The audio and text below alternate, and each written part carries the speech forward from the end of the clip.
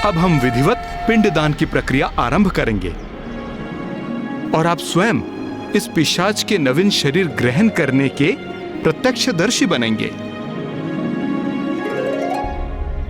सबसे पहले जनेऊ को अपने दाहिने कंधे पर ले आइए, जिसको आप सभ्य बोलते हैं। हाँ, प्रथम पिंडदान लीजिए। पहले हाथ में जल रखिए, तिल रखिए और पिंड रखिए। सामने अर्पण कर दीजिए।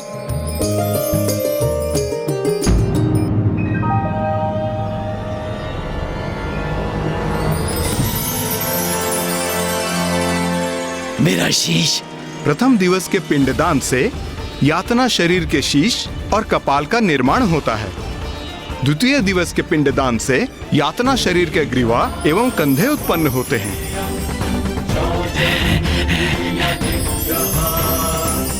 तृतीय दिवस के पिंडदान से उनके हृदय की रचना होती है।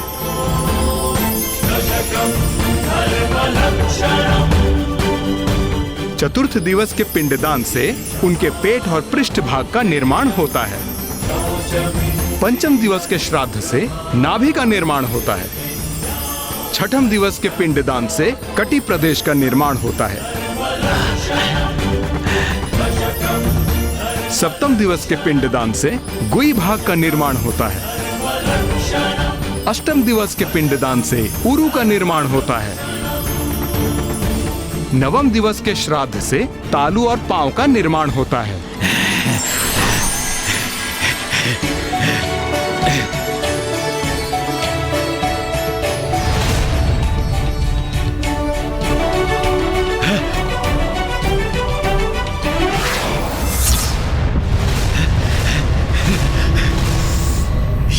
ये नवीन शरीर तो मुझे स्वीकार ही नहीं कर रहा है। शरीर ना सरलता से आत्मा को छोड़ता है, ना ही स्वीकारता है। इसके लिए तो आत्मा को बार बार प्रयास करते रहना होगा।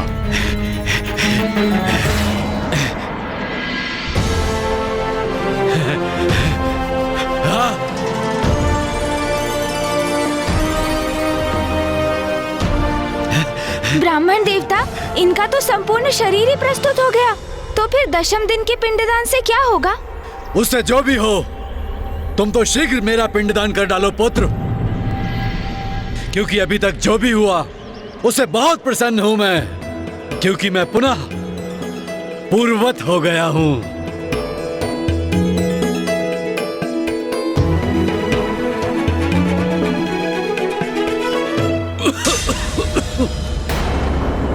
दसम दिवस के पिंडदान से उस शरीर की पूर्णता, क्षुधा और प्यास की उत्पत्ति होती है। मैं भूखा हूँ। मैं प्यासा हूँ। मुझे भोजन चाहिए। मुझे जल दो। मेरा कंठ प्यास से झुलस रहा है। मृत व्यक्ति की आत्मा को जल की बहुत प्यास होती है। पिताश्री, चिंता की कोई बात नहीं वत्स सुबोध। 10वें दिवस के पश्चात 11वें और 12वें दिवस पिशाच भोजन ग्रहण करता है और वो भोजन आपके द्वारा दिया जाने वाला पिंड है। इसलिए आप पिंडदान कीजिए।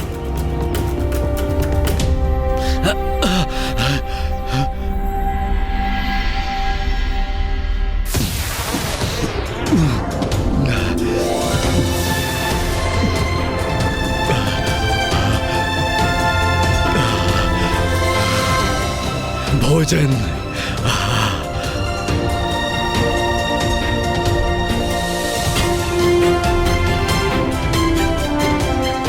प्यास।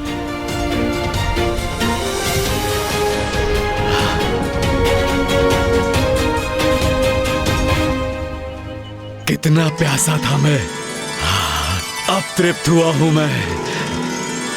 वत्स सुबोध, अब आपको साहस का परिचय देना होगा।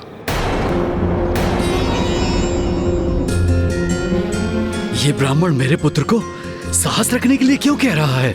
आप ऐसा क्यों कह रहे हैं ब्राह्मण देवता? ऐसा क्या होने जा रहा है अब? वत्स सुबोध, अपने पिता को आप अंतिम बार देखने जा रहे हैं और इसके उपरांत उसकी यातना की उच्च लोकों की यात्रा प्रारंभ होगी,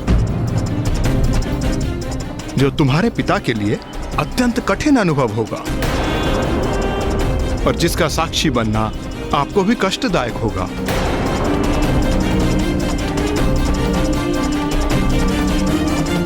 ब्राह्मण देवता, क्या इस यात्रा में मैं अपने प्रिय पिता की कोई सहायता कर सकता हूँ? हाँ वत्स, एक बार वो पृथ्वी की परिधि से बाहर निकल जाएं, तो यमलोक पहुंचने तक उनकी यात्रा का प्रत्येक दिवस हमारे लिए एक मास के समान होगा। इसीलिए प्रत्येक मास को आप उनका पिंडदान करोगे। यमलोक पहुंचने के उपरांत उनका एक दिवस हमारे लिए एक वर्ष के समान हो जाएगा। इसीलिए प्रथम वर्ष के उपरांत एक वर्ष के बाद ही पिंडदान करना आवश्यक होता है। किंतु मेरे पिता की मृत्यु को एक वर्ष तो बीत चुका है। तुम्हारे पिता की मृत्यु को एक वर्ष पूर्ण होने के कारण हम उनके लिए मासिक पिंडदान अभी एक के बाद एक साथ ही संपन्न करेंगे। ये गया में ही संभव है वत्स, इसलिए अब 13वें पिंड का दान करेंगे। पिताश्री, मैं आपका पुत्र सुबोध संपूर्ण विधि विधान से आपका पिंड दान और श्राद्ध पूर्ण करूंगा, क्योंकि अब मैं आपको और कष्ट में नहीं देखना चाहता हूँ। इसीलिए अब जो भी परिणाम हो, आप विश्वास रखिए पिताश्री, मैं संपूर्ण विधियों को संपन्न कर आपकी मुक्ति की प्रार्थना करूंगा। 13वां पिंडदान प्रारंभ करें वत्स।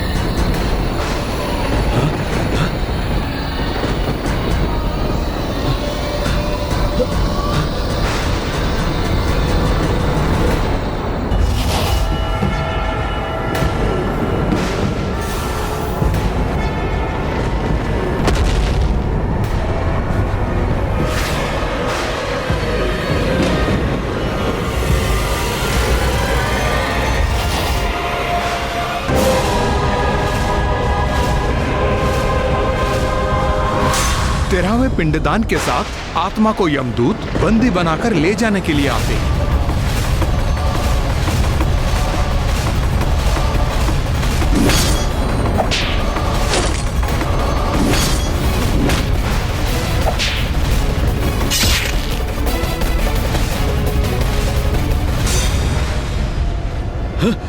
मुझे कहीं नहीं जाना। मैं पिशाच योनि में ही कुशल हूँ। चलना तो तुम्हें अवश्य होगा। अपने पापों का परिणाम भुगतकर पर्वती जीवन में प्रवेश करने। पाप? मैंने कोई पाप नहीं किया। आप किसी अन्य ज्ञानरी को लेने आए होंगे।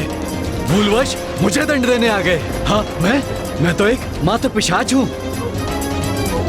और वैसे भी इस पिशाच योनि में अनेकों यातनाएं सह चुका हूँ मैं। तो और क्यों भुगतूं मैं? हाँ, और क्यों सहूं? नहीं, हाँ, मुझे कहीं नहीं जाना। ये आपने क्या किया गणेश जी? मुझे ऐसी मुक्ति थोड़ी चाहिए। हाँ, मुझे नहीं चाहिए ये यातना शरीर। मैं पिशाच बनकर ही कुशल हूँ। आप कह दीजिए इन यमदूतों को मुझे छोड़ दे और चले जाएं यहाँ से। मैं आपके साथ कैलाश लौट चलूंगा। वहीं किसी वृक्ष की शाखाओं में लटका रहूंगा। कह दीजिए इन्हें। हाँ हाँ। ज्ञानारी जी, आप अनंत काल तक पिशाच नहीं रह सकते। आपके पुत्र सुबोध ने आपका पिंड दान किया है, जिससे आपको पिशाच योनि से मुक्ति प्राप्त हो। और अब आपको मृत्यु उपरांत आगे के मार्ग पर जाना ही होगा। और इस कठिन यात्रा में आपका सहायक बनने हेतु सुबोध प्रत्येक मास आपका पिंडदान करेगा। ये सब आपका ही षड्यंत्र है ना? आपको क्या था ना, इस यात्रा में मुझे कष्ट होगा। मेरे जीवन में भी आपने मुझे दंडित किया, उससे संतुष्ट नहीं हुए आप। मृत्यु के बाद भी मुझे दंडित करना चाहते हैं आप? नहीं भैया, उन्हें जो कहना है उन्हें कहने दीजिए। वो अभी भयभीत है और जब भी उन पर भय छाता है तो वो उचित अनुचित का भेद भूलकर कुछ भी कह जाते हैं।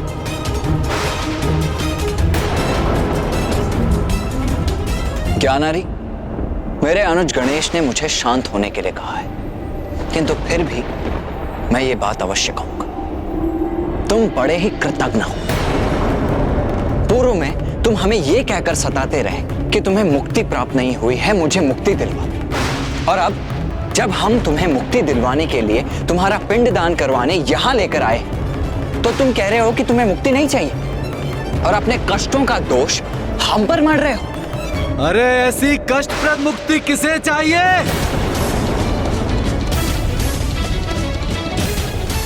बंद करो ये अपना रोदन और विलाप। अब चलो यहाँ से। नहीं नहीं, मैं नहीं चलूंगा आपके साथ। नहीं, मैंने कोई पाप नहीं किया। मैं नहीं चलूंगा। हाँ। अच्छा, तुम ऐसे नहीं मानोगे। नहीं।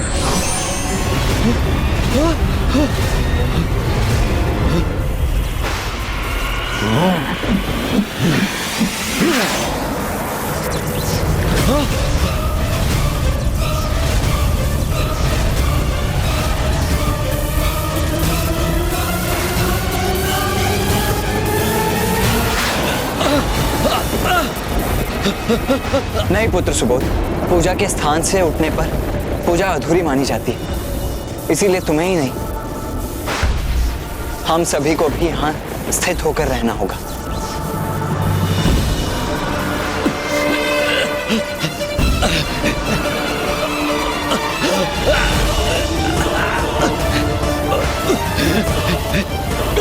मुझे जाने दो मुझे।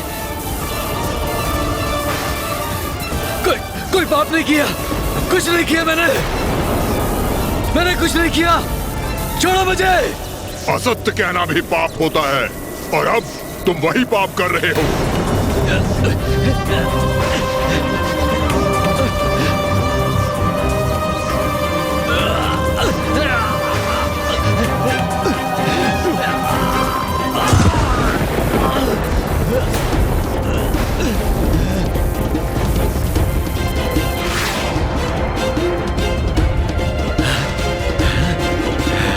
तुम हमारा बहुत समय व्यर्थ कर चुके हो ज्ञानारी, और हमारा समय व्यर्थ हो ये हमें कदापि स्वीकार नहीं।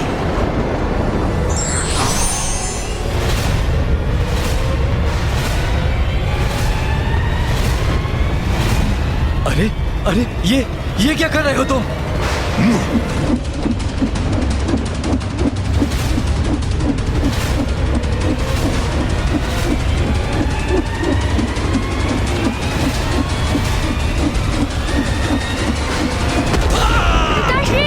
ज्ञानारी जी,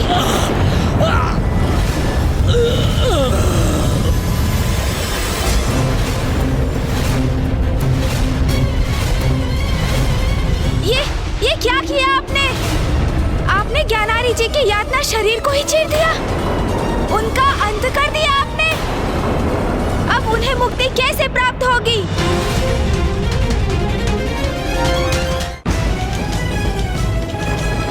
ये कैसा अनर्थ हो गया यहाँ? हम ज्ञानारी जी के पिशाच को उनके पिशाच योनि से मुक्ति दिलाने लाए थे यहाँ। उनका पिंडदान संपन्न होने से वो प्राप्त भी हुई उन्हें और उन्होंने यातना शरीर धारण किया, किंतु तभी आप दोनों ने उनका वध कर दिया। प्रणाम प्रथम पूज्य गणेश जी। यहाँ जो भी हुआ वही होने का विधान है, हमने कुछ भी अनुचित नहीं किया। यातना शरीर यातना पाने के लिए ही धारण किया जाता है। ज्ञानारी ने अपने जीवन में जो भी पाप कर्म किए हैं उसके दंड स्वरूप उसको यातना भोगने के लिए ही ये यातना शरीर दिया गया है। किंतु आपने तो उसका अंत कर दिया है, फिर अब वो कैसे दंडित होगा? प्रणाम देव सेनापति कुमार कार्तिकेय। मृत्यु की असहनीय यातना अनेकों बार सहेगा ये। इस भयंकर यंत्रणा के बाद पुनः और यंत्रणा देने के लिए इसे बार बार पुनर्जीवित करेंगे। किंतु इनके यातना शरीर को इस प्रकार जीवन मरण के चक्र में क्यों डालेंगे आप? दुरात्मा है ये, अपने जीवन में अनेकों पाप किए हैं इसने। ऐसे पापियों के पाप कर्म का यही परिणाम होता है। बार बार मृत्यु का कष्ट भोगेगा ये। जब तक अपने पापों का समुचित दंड नहीं प्राप्त कर लेता तब तक ऐसे ही अपने पापों का दंड भोगता रहेगा। ऐसी भयंकर यंत्रणा देकर इसे यमलोक लेके जाएंगे हम। इसका कण कण हाहाकार कर उठेगा।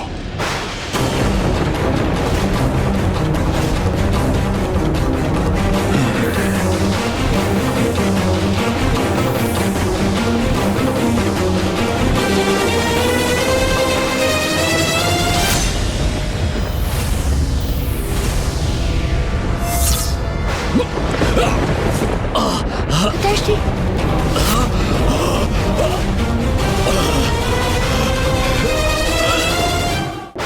अपार पीड़ा का अनुभव हो रहा है मुझे। जैसे जैसे किसी ने खड़क से मेरे वक्ष पर वार कर दिया हो, किंतु मेरे शरीर पर कोई घाव शेष क्यों नहीं? मुझे इतना कष्ट क्यों हो रहा है? नवीन प्राण अवश्य फूकेंगे इसके शरीर में, किंतु पूर्व के कष्ट निरंतर सताएंगे इसे।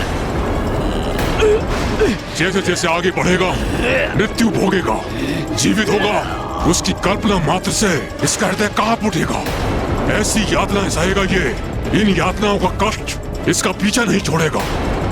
उन कष्टों का निरंतर अनुभव करेगा ये, जो प्रत्येक यातना के बाद और बढ़ते जाएंगे। इसीलिए तो कहा जाता है कि दुराचारी हंसते हंसते पाप कर्म में लिप्त रहते हैं, अपने पाप कर्मों का विचार नहीं करते और वो ये मानने की भूल करते हैं कि ईश्वर की दृष्टि उन पर नहीं है। और जो ईश्वर के अस्तित्व को नकार जाने का दुस्साहस करते हैं, समय आने पर इतनी यातना उनको भोगनी पड़ती है कि वो रुदन करते करते थक जाते हैं, उनके अश्रु सूख जाते हैं, पर उनके कष्ट कम नहीं होते।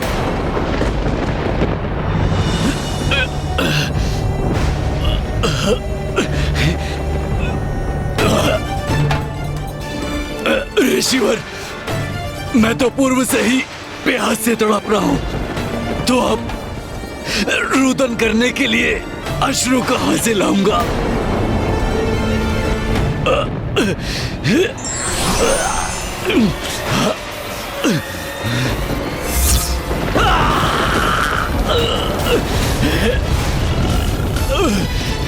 ज्ञानारी जी, अब तो आपके लिए यही एकमात्र मार्ग शेष है।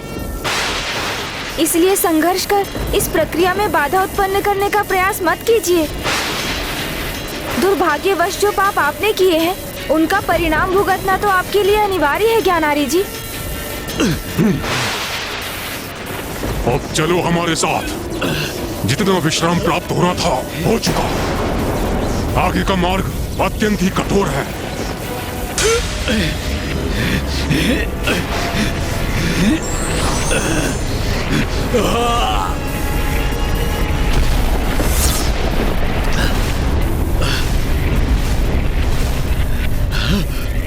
ये कैसा द्वार खुल रहा है मेरे समक्ष? चलो आगे बढ़ो। नहीं, मैं इस भयंकर द्वार में प्रवेश नहीं करना चाहता।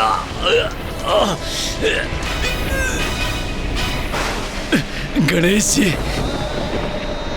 आप और कुमार कार्तिकेय मुझे यहाँ तक लेकर आए, मुझे मेरी पिशाच योनि से मुक्ति दिलाने में मेरी सहायता की। अब एक और याचना है मेरी। आप अपनी दिव्य दृष्टि से मेरे गंतव्य लोक तक, जो अवश्य नरक ही होगा, मेरे इस आगामी यात्रा में प्रत्यक्षदर्शी बने, जिससे आपके माध्यम से संसार भी मेरी इस दुर्गम यात्रा का साक्षी बन सके। मेरे इस उदाहरण से सीख पाकर अन्य जीव पापों से दूर रहने के लिए प्रेरित हो।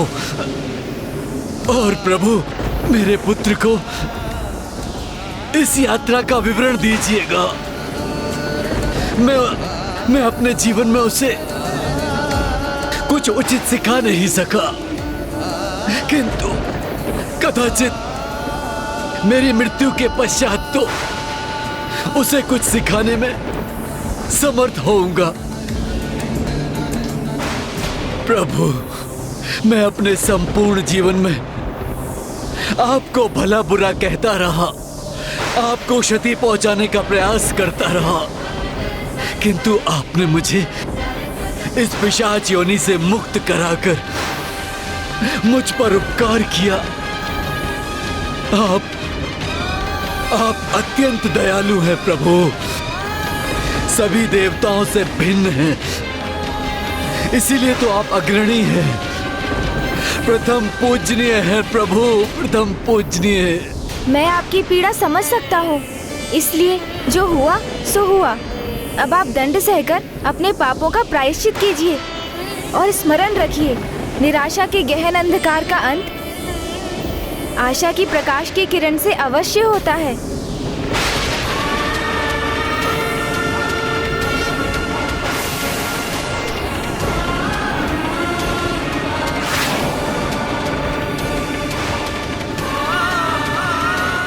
ज्ञानारी जी के जीवन की यात्रा तो समाप्त हो गई, किंतु अब तो यात्रा आरंभ हुई है।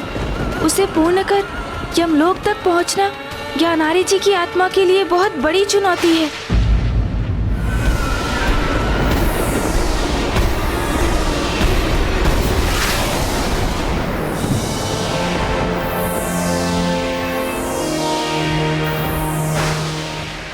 अब हमें आज्ञा दीजिए गणेश जी और कार्तिकेय जी, हमें ज्ञानारी को आगे लेकर जाना है। किंतु आप दोनों इन्हें कहाँ लेकर जाएंगे? पृथ्वी लोक से यमलोक के इस दीर्घ पथ को महापथ कहते हैं गणेश जी। इसकी आत्मा को यातना शरीर के साथ महापथ पर पड़ने वाले 16 पुरों के पार लेके जाएंगे हम। 16 पुर?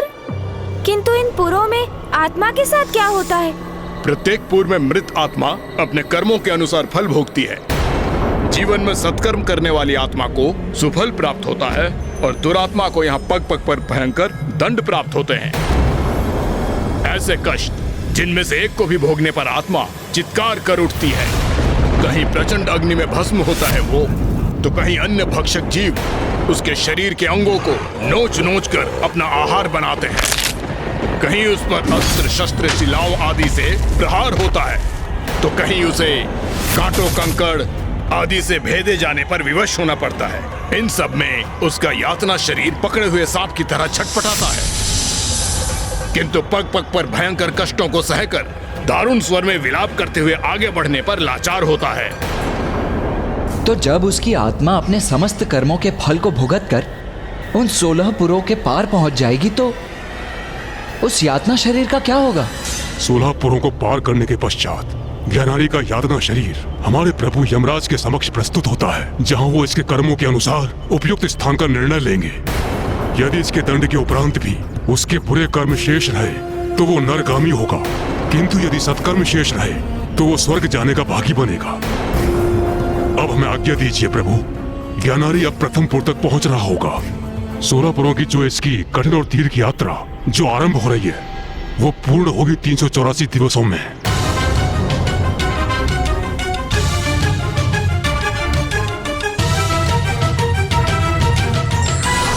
384 दिवस?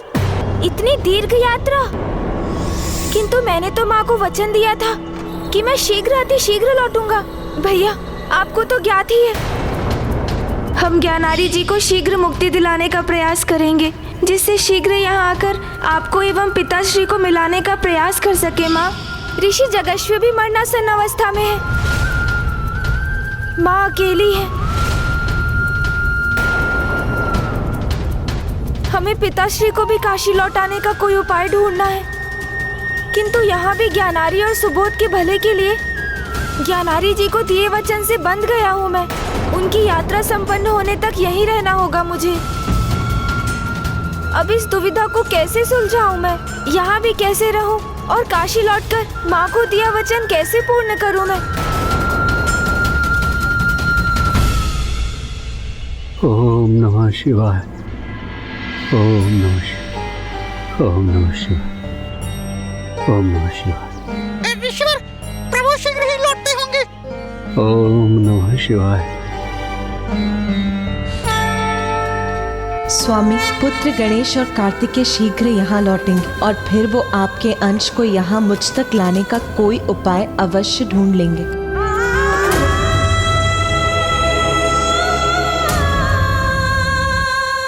प्रभु गणेश जी, क्या आप मेरे पिताश्री को देख पा रहे हैं? तो मुझे बताइए ना, कहाँ पहुंचे हैं वो? अवश्य सुबोध।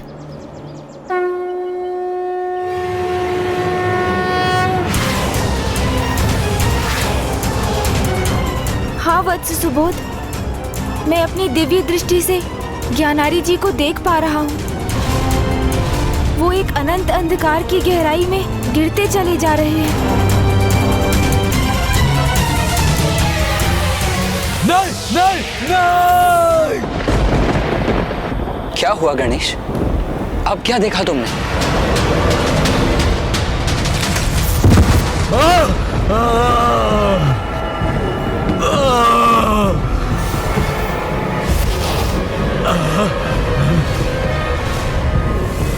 उठो, अभी तुम्हें महापथ पर यमलोक की ओर आगे बढ़ना प्रारंभ करना है।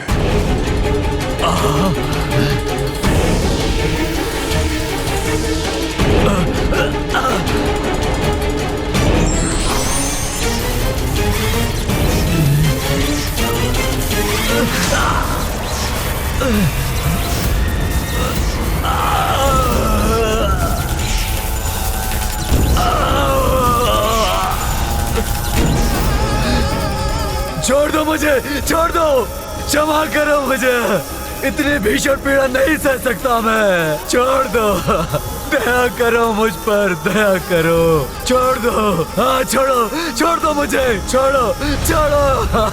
अब यमदूत ज्ञानारी जी को अपने पाश में बांधकर कांटों, बांबियों और कंकड़ से भरे मार्ग पर घसीटते हुए ले जा रहे हैं। पुत्र सुबोध, अब आपके पिता एक नदी के तट पर पहुंचेंगे।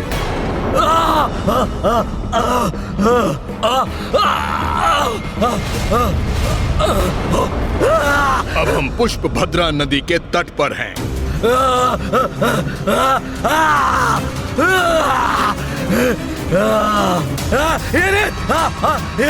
अग्नि की समान ताप है इसका।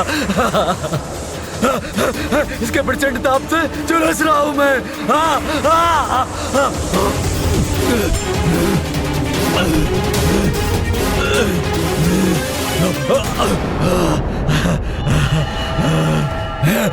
जल जल जल,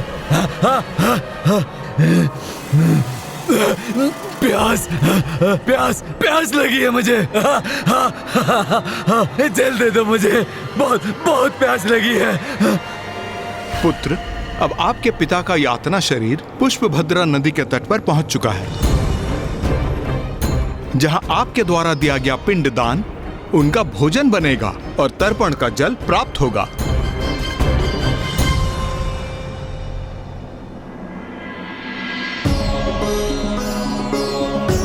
इदं पिंडम ते मया दीयन्ते तो प्रतिष्ठन्ताम।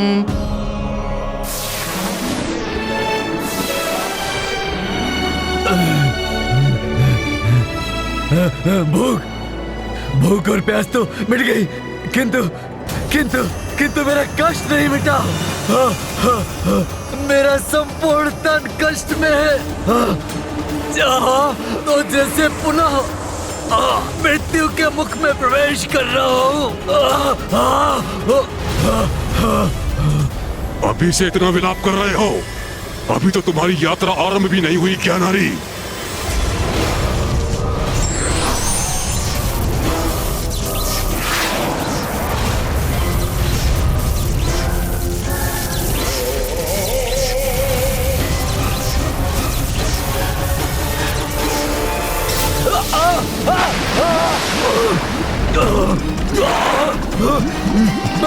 मैं डूब रहा हूँ।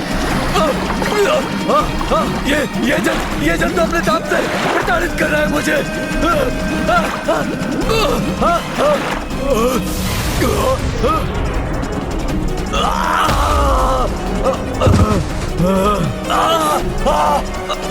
कष्ट तो बढ़ते जा रहे हैं।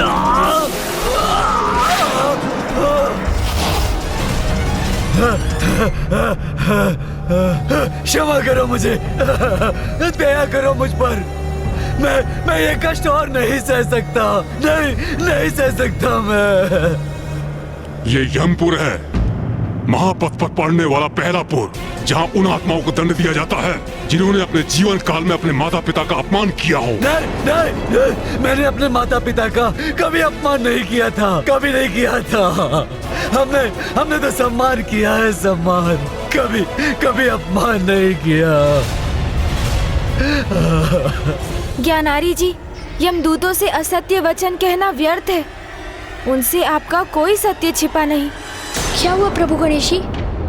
मेरे पिता कुशल तो है ना? नहीं वत्स सुबोध, अब वो याम्यपुर पहुंच गए हैं, जहां उन्हें अपने एक पाप का भीषण दंड प्राप्त होगा।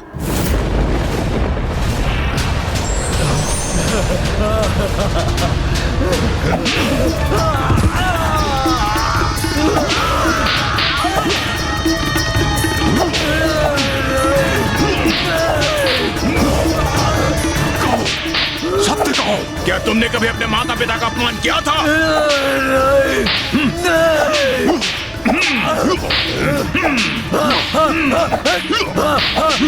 किया था।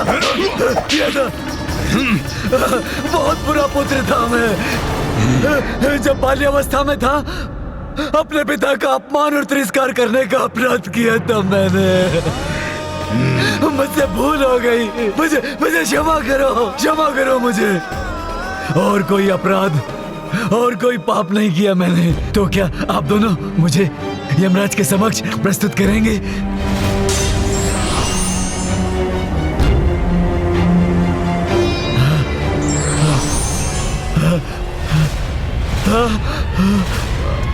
नहीं, नहीं, गदा का प्रहार मत कीजिए, नहीं।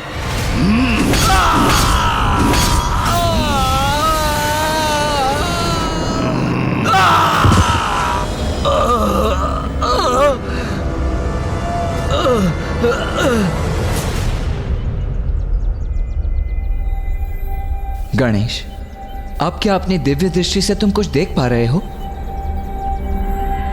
ज्ञात नहीं भैया, वहाँ क्या हो रहा है। वहाँ तो सर्वत्र अंधकार छाया है।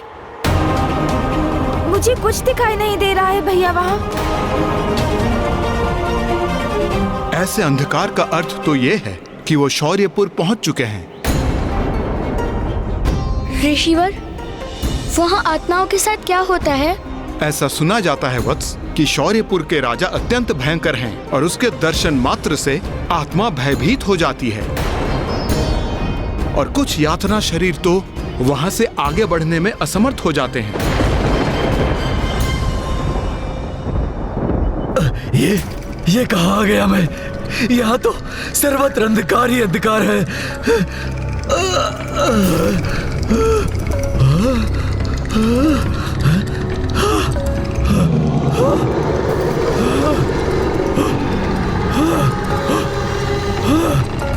क्या नारी, क्या नारी, क्या तुमने अपनी मनुष्य योनि में कोई सत्कर्म कार्य किए थे?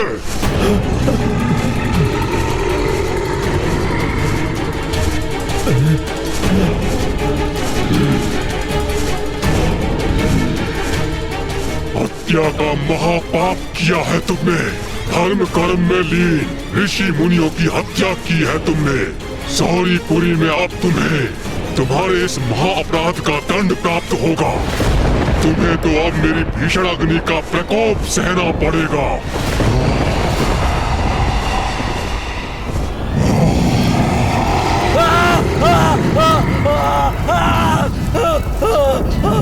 मैं इस अग्नि से भस्म हो रहा हूँ। क्षमा करो मुझे, क्षमा करो, क्षमा करो। मैंने अपने जीवन में इतने दुष्कर्म क्यों किए?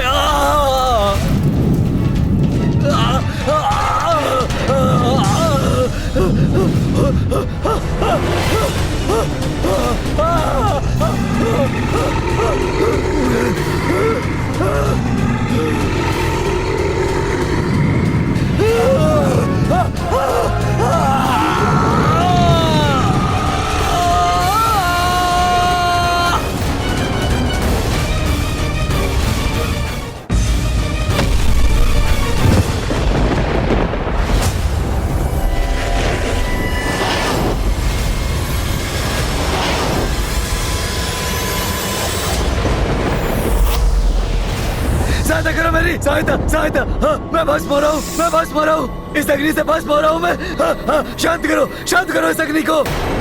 हाँ, हाँ, हाँ, अग्नि तो शांत हो गई, किंतु उसका कष्ट और पीड़ा अभी भी हो रही है मुझे। ऐसा प्रतीत हो रहा है जैसे इस अग्नि से तप रहा हूं मैं। जल जल जल जल जल दो मुझे बहुत बहुत प्यास लगी है। चार देवंग रागण गुणगण विशेषण इदम विशिष्टायम स्वपुण्यतिदो इदम पिंडम ते मया दियन्ते तो प्रतिष्ठन्ताम। चलो उठो, तुम्हारा विलाप सुनने का व्यर्थ समय नहीं है हमारे पास। अभी हमें आगे बढ़ना है, नागेंद्र भवन पहुंचना है। 2 क्षण का तो अवकाश दे दो मुझे, तनिक विश्राम करने दो। तुम जैसे पापियों के लिए कोई विश्राम नहीं है। चलो आगे बढ़ो, नहीं तो तुम पे वार करके आगे चलने पे विवश करेंगे।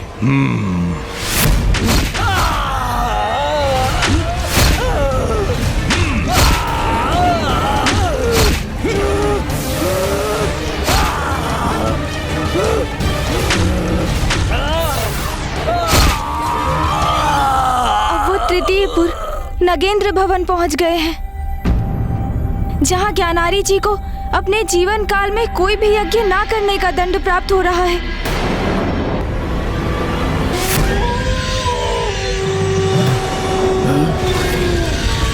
ये भेड़िए, ये कहाँ जाएंगे मुझे?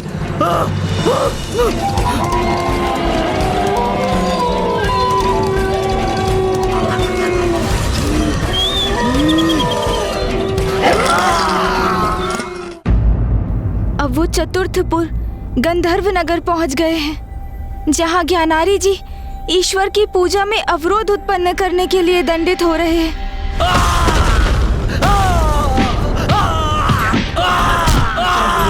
अब वो पंचमपुर शैलागमपुर में है, जहां ज्ञान कर्म और धर्म के मार्ग से भटकने का परिणाम भुगत रहे हैं ज्ञानारी जी। नहीं, हार मत कीजिए। नहीं नहीं नहीं। वो षष्ठमपुर क्रोंचपुर में है, जहां अपने ही पुत्र एवं अपने राज्य के अन्य बालकों को प्रताड़ित करने के दंड स्वरूप ज्ञानारी जी पर भीषण गदा प्रहार हो रहा है।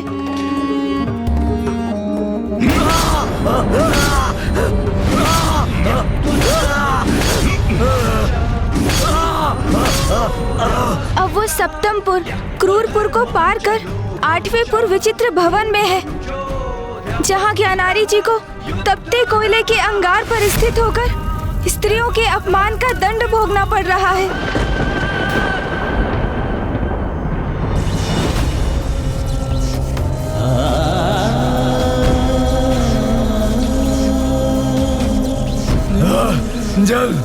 जल दो मुझे भोजन, भोजन दो मुझे।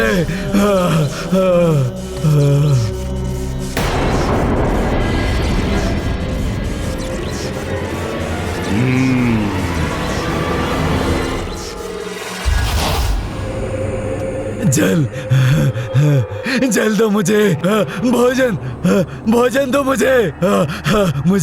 मुझे बहुत प्यास लगी है, जल दो मुझे। हम वैतरणी नदी के तट पर पहुंच चुके हैं।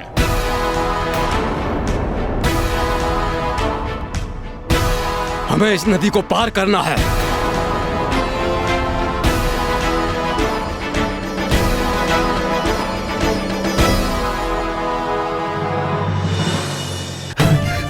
मेरे कष्टों में कुछ तो विराम होगा अब।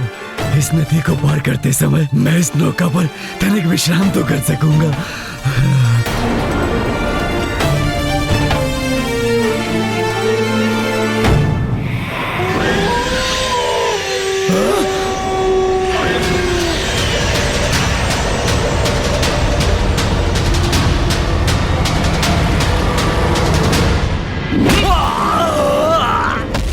तुम इस नौका पर आरूढ़ नहीं कर सकते। उसके लिए तुम्हें अपने जीवन में कुछ पुण्य करने चाहिए थे। कहो, तुमने कभी कोई पुण्य किया था?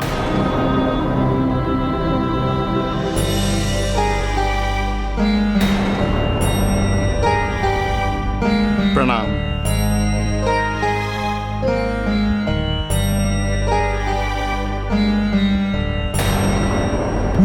मेरे साथ ऐसा अन्याय क्यों? हाँ? इस ब्राह्मण को नौका में लेकर जा रहे हो, मुझे क्यों नहीं? हाँ? वैतरणी नदी को सुगमता से वही पार कर सकते हैं जिन्होंने अपने जीवन में सत्कर्म किए हैं। मात्र वही नौका से वैतरणी को पार कर सकते हैं। ऐसी आत्मा को स्वयं गौ माता वैतरणी पार करने के लिए प्रकट होती हैं और उसका यातना शरीर उसी दिव्य गौ की पूंछ पकड़कर सुगमता से वैतरणी नदी के उस पार पहुंच जाता है।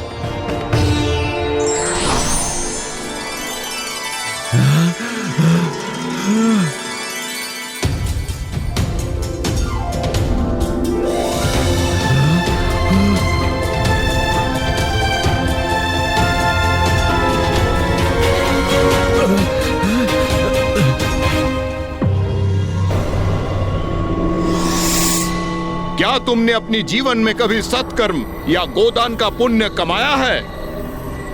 नहीं। तब तुम्हें कोई अधिकार नहीं इस नौका पे आने का। मैं ये वैतरणी नदी कैसे पार करूंगा? मेरी यात्रा कैसे पूर्ण होगी?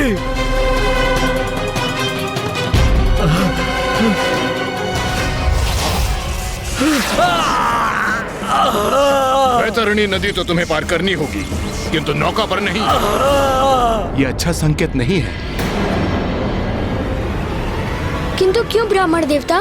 क्योंकि अब यहाँ से वैतरणी नदी प्रारंभ हो गई और यह वैतरणी नदी तो मांस मदिरा का आहार करने वाले जीव जंतुओं से भरी पड़ी है। अपनी यात्रा को आगे बढ़ाने के लिए ज्ञानारी को वैतरणी नदी तो पार करनी ही होगी। किंतु इस प्रयास में उनकी यातना शरीर की यदि मृत्यु हो गई तो यमदूत उसे पुनः जीवित करके उनकी ये यात्रा पुनः प्रारंभ करेंगे। ज्ञानारी जी को बिना प्राण खोए एक ही प्रयास में वैतरणी नदी को पार करना होगा, अन्यथा यमदूत उन्हें बार बार जीवित करते रहेंगे और ज्ञानारी जी को आरंभ से पुनः अपनी यात्रा आरंभ करनी होगी। ज्ञानारी, वैतरणी नदी तो तुम्हें पार करनी होगी, किंतु नौका पर नहीं। और यदि तुम्हारा यातना शरीर मध्य में ही निष्प्राण हो गया तो तुम में पुनः प्राण डाला जाएगा। ये जल नहीं, लहू प्रतीत हो रहा है।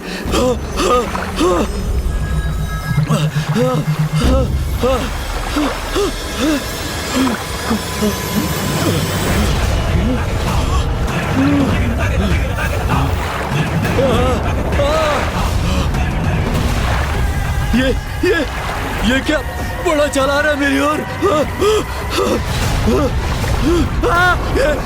ये किसकी वजह है?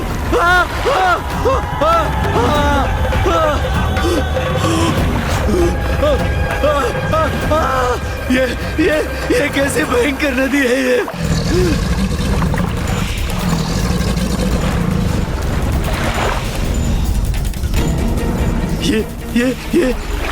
ये किसके नेत्र घूर रहे हैं मुझे, जैसे मुझ पर घात लगा रहे हो।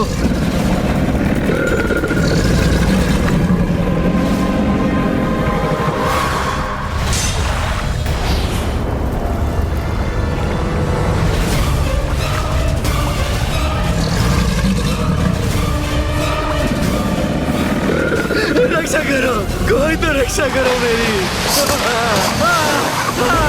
वैतरणी सरलता से वही पार करता है जो अपने जीवन में सत्कर्मों के साथ गौदान भी करे। दुरात्माओं को तो यहाँ गौदान का भी कोई लाभ नहीं होता। उन्हें तो अपने पापों के भीषण दंड भुगतने ही पड़ते हैं यहाँ। इसलिए मनुष्य को अपने जीवन में धर्म से नहीं भटकना चाहिए।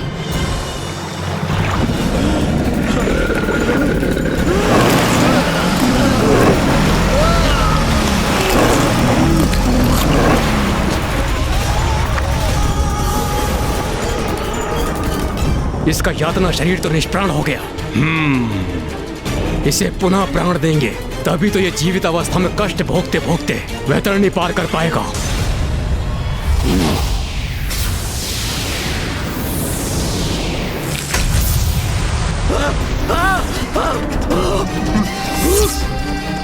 मुझे जीवित क्यों किया? मृत्यु चाहता हूँ मैं, और कष्ट नहीं सह सकता। ज्ञानारी, तुम्हें तो वैतरणी पार करनी होगी, जो तुम्हारा यातना शरीर जीवित अवस्था में ही कर सकता है। और स्मरण रहे, जितनी बार तुम्हारा यातना शरीर मृत अवस्था में जाएगा, उससे हम पुनः जीवित करेंगे। तुम्हें ये कठिन यात्रा पुनः आरंभ करनी होगी। नहीं नहीं नहीं।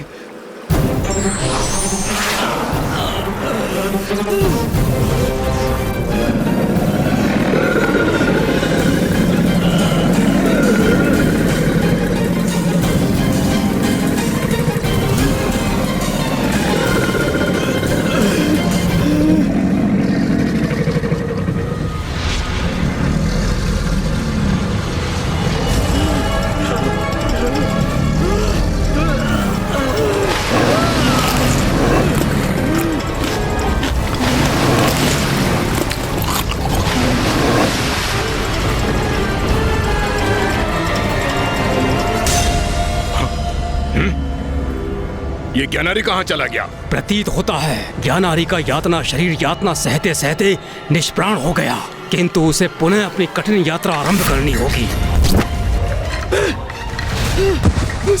मुझे और यातना मत दो, छोड़ दो मुझे, मुझसे मत करो ये कठिन यात्रा। तो अंततः इसने वैतरणी पार कर ही ली। अपने जीवन में मैंने अच्छे कर्म किए होते तो ऐसी दुर्दशा ना होती मेरी।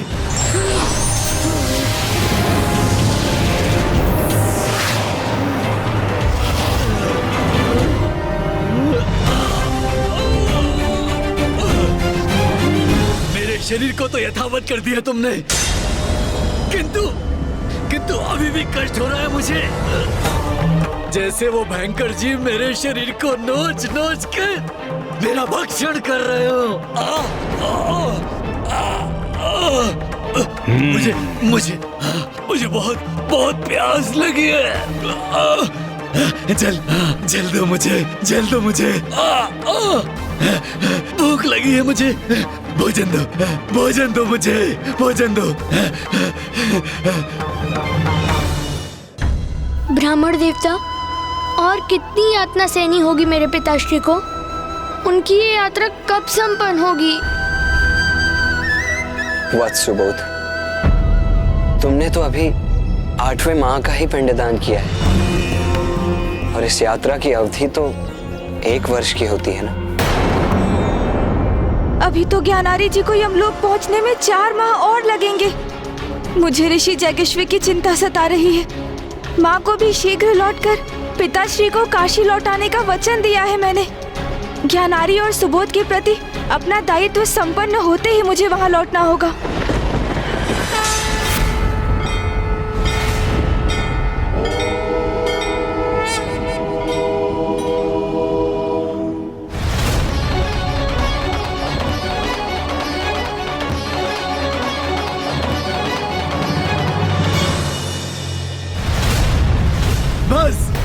बस और नहीं, मैं और नहीं कर सकता। बस। जब अपने जीवन में पाप कर्म कर रहे थे, तब तुम कहते कि नहीं, मैं नहीं कर सकता, तो आज तुम इतने कष्ट के भागी नहीं बनते। किंतु हम अभी तो महापद के अर्ध स्थान पर ही हैं। अभी तो तुम्हें और कष्ट सहने होंगे। अभी हम नवेपुर ब्रह्म पथ पर पहुंचेंगे, जहां तुम्हें और दंड मिलेगा। नहीं। अपनी प्रजा को आतंकित करने का, अपनी शक्ति से उन्हें अपने समक्ष झुकने को विवश करने का दंड देने हेतु यमदूत ज्ञानारी जी पर परित प्रहार कर रहे हैं।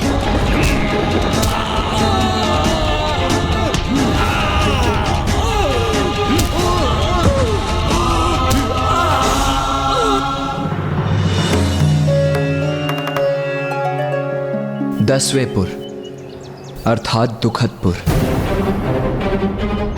अपने राज्य के वृद्ध जनों को अपना दास बनाकर उन्हें पीड़ित करने का दंड प्राप्त हो रहा है उसे। अब ज्ञानारी जी 11वें नानाक्रंदपुर में प्रवेश कर मदिरा पान कर निर्बलों पर अत्याचार करने के कारण वे यातना पा रहे हैं।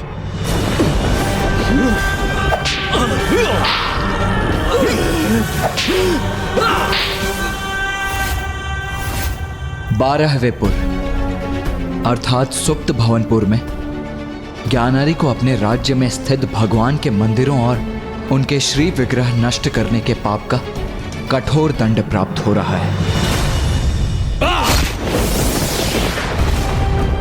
13वें और 14वें पुर रौद्रनगर और पर्योवर्षण में ज्ञानारी जी को स्वयं को ईश्वर घोषित करने का दंड दिया जा रहा है।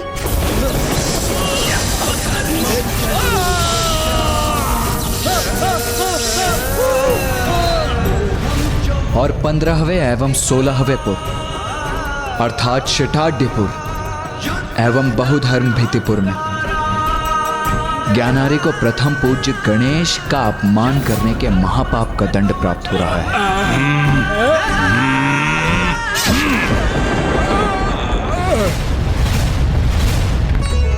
अदपूर्वचारित दिवंग ग्राहगण गुणगण विशेषण इदम विशिष्टायाम स्वपुण्यतिदो इदम पिंडम ते मया दियन्ते तो प्रतिष्ठन्ताम। प्रभु गणेश जी, अब तो मेरे पिताश्री सभी 16 को पार कर चुके, तो अब तो उन्हें उनके कष्टों से छुटकारा प्राप्त होगा ना? तुम्हारी यात्रा आरंभ हुए 1 वर्ष की अवधि बीत चुकी है। देखो, वहाँ देखो ज्ञानारी।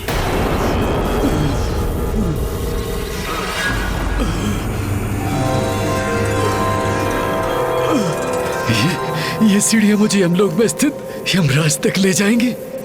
ज्ञानारी, अब हम यमलोक के बहुत निकट पहुंच चुके हैं। अब तुम्हें तीव्र से ये सीढ़ियां चढ़कर यमराज तक पहुंचना होगा। किंतु यदि तुमने ये सीढ़ियां चढ़ते हुए अपना संतुलन खोया तो तुम नीचे गिर जाओगे और तुम्हें पुनः ये सीढ़ियां चढ़नी पड़ेगी। ज्ञानारी जी अब अपनी यात्रा के अंतिम पड़ाव पर हैं।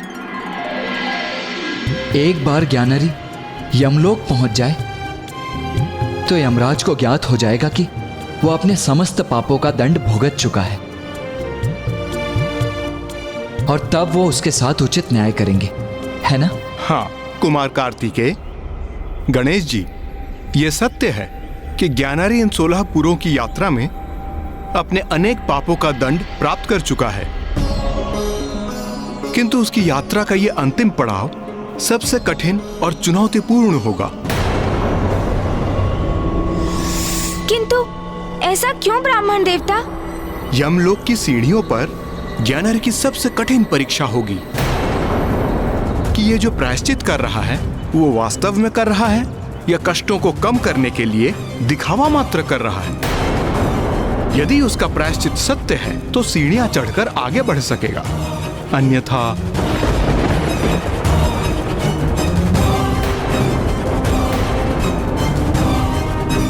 वो नीचे गिरेगा और उसे ऊपर चढ़ना पुनः आरंभ करना होगा।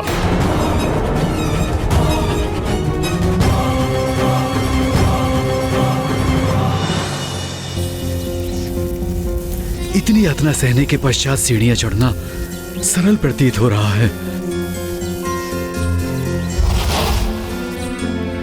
अब तुम्हें पाश से बांधने की आवश्यकता नहीं है। वैसे भी यहाँ से तुम कहाँ भागोगे? तो बताओ ज्ञानारी, क्या अपने जीवन में किए गए पाप कर्मों का पश्चाताप है तुम्हें? हाँ है, पश्चाताप भी है, ग्लानि भी है अपने अपने सभी पापों को लेकर। अब मैं ऊपर चढ़ूं?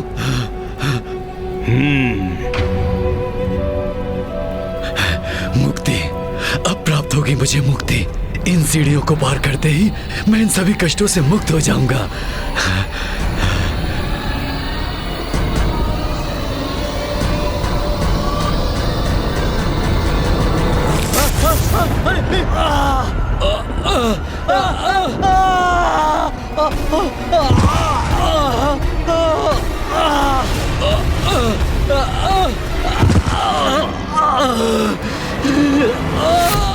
ज्ञानारी जी संतुलन खोकर नीचे गिर गए। अंततः हुआ वही जो ब्राह्मण देवता जगराव जी ने कहा। जब तक ज्ञानारी सच्चे हृदय से पश्चाताप नहीं करता वो सीढ़ियां चढ़कर यमराज तक कदापि नहीं पहुंचेगा। क्या हुआ ज्ञानारी? तुमने अपना संतुलन खो दिया, नीचे गिर गए। तुम तो अपने पापों के लिए पश्चाताप से भरे हो ना, तो ऊपर क्यों नहीं चढ़ पाए? गिर क्यों गए?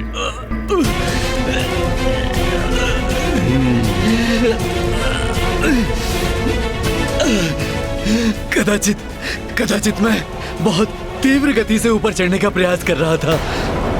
इस बार संभल कर धीमी गति से ऊपर चढ़ूंगा।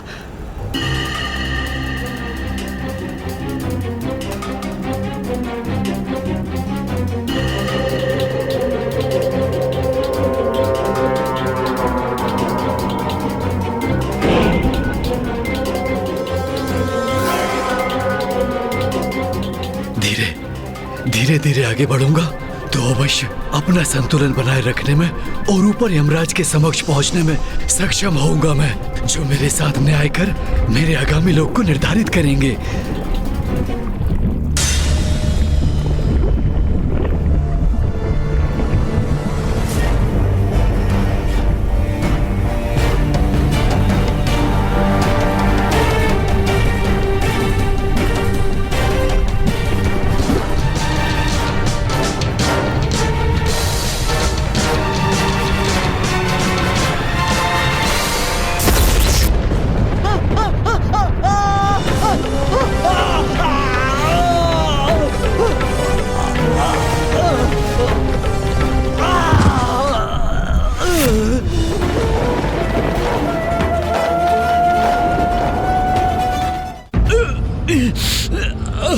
अरे तुम तो फिर गिर गए। ज्ञानारी सत्य कहो, तुम वास्तव में पश्चाताप का अनुभव कर रहे हो ना?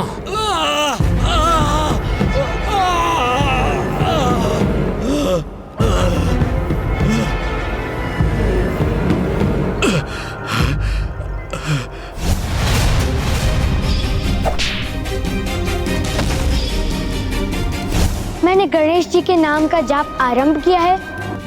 आप मेरा सुझाव माने तो आप भी मेरे साथ गणेश जी के नाम का जाप आरंभ कीजिए। बहुत सुंदर और मधुर है उनके नाम का जाप। ओम गण गणपते नमः।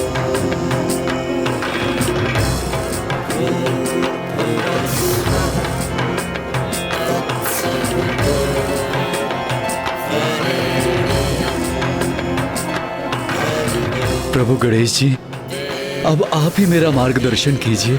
ओम गणेशाय नमः। ओम गणेशाय नमः। ओम गणेशाय नमः। उस गणेश से अपने पिता का प्रतिशोध लूंगा। फेंको इस मूर्ति को, अन्यथा मैं स्वयं उठाकर इसे फेंक दूंगा।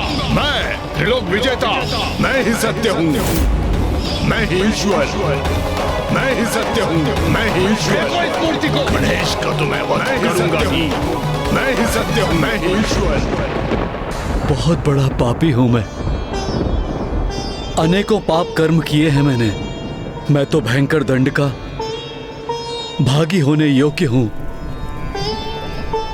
अपने जीवन में मैंने पुत्र, पिता, पति होने के किसी भी दायित्व का अथवा जीवन के किसी भी धर्म का पालन नहीं किया। दुर्बलों को सताया, उन पर अत्याचार किया। प्रथम पूज्य गणेश जी का अपमान करने का घोर पाप किया है मैंने।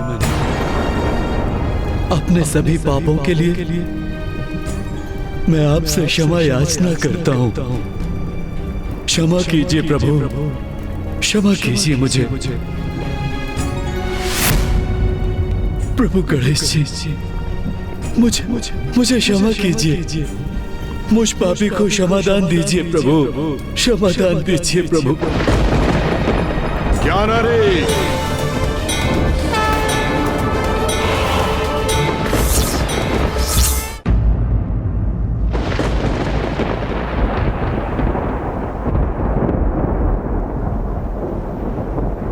प्रणाम यमराज।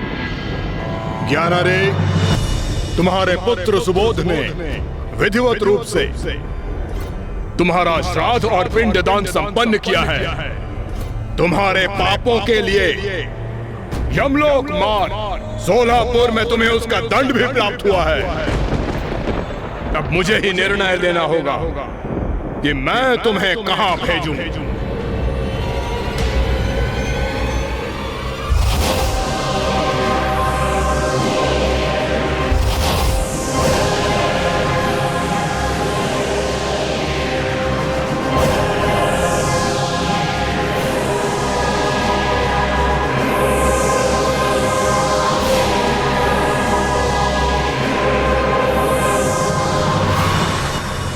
तुमने अन्य पापों के साथ स्वयं को ईश्वर घोषित करने का महापाप किया है। उसका दंड तुम्हें भोगना ही होगा ज्ञानारी। यमराज, आज तक मैं अपनी मुक्ति के पीछे भागता रहा, किंतु मैं उसके योग्य नहीं हूं। मेरे पाप तो अक्षम्य हैं। उचित कह रहे हो तुम। तुम्हारे पापों के दंड स्वरूप तुम्हें नरक ही भेजना होगा।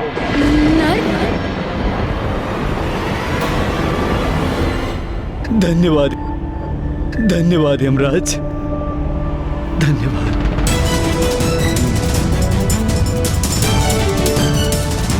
आश्चर्य है, धन्यवाद कर रहे हो तुम मेरा। तुम प्रथम आत्मा हो जिसे नर्क भेजने के बाद भी वो मुस्कुरा रहा है। यमराज, इस यात्रा में मैंने स्वयं को जाना। मेरे लिए अपनी बुराई से आत्मसात होने की पीड़ा तो भारी आत्माओं से कहीं अधिक थी। किंतु जब मैं यमलोक की सीढ़ियां चढ़ने लगा तो पुत्र सुबोध द्वारा गणेश की महानता का वर्णन स्मरण हुआ। और तब मैंने गणेश जी का ध्यान किया और अब प्रथम बार मुझे सत्य में आंतरिक शांति का अनुभव हुआ। अब मैं समझ चुका हूं, मेरी मुक्ति तो गणेश जी की भक्ति में ही है।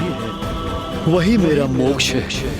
इसलिए मैं आपका आभारी हूं कि आप मुझे नरक भेज रहे हैं, क्योंकि कष्ट और वेदना का अनुभव किए बिना मैं प्रथम पूज्य गणेश जी की शरण में नहीं आता। और अब नरक की यातना को भोगते हुए मैं अनंत काल तक गणेश जी का नाम ही जपता रहूंगा। प्रभु गणेश जी, अब मैं समझा मेरे पिताश्री नर्क जाने में इतने प्रसन्न क्यों हैं। क्योंकि उन्हें अब जितना कष्ट होगा वो उतना ही आपकी भक्ति में लीन होते जाएंगे। अंततः मेरे पिता को आपकी भक्ति के आनंद का आभास हो ही गया।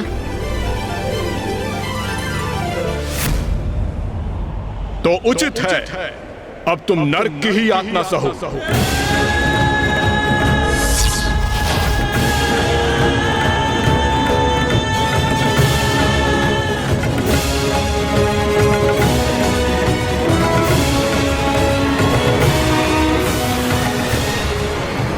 रुक जाओ ज्ञानारी, रुक जाओ ज्ञानारी, रुक जाओ।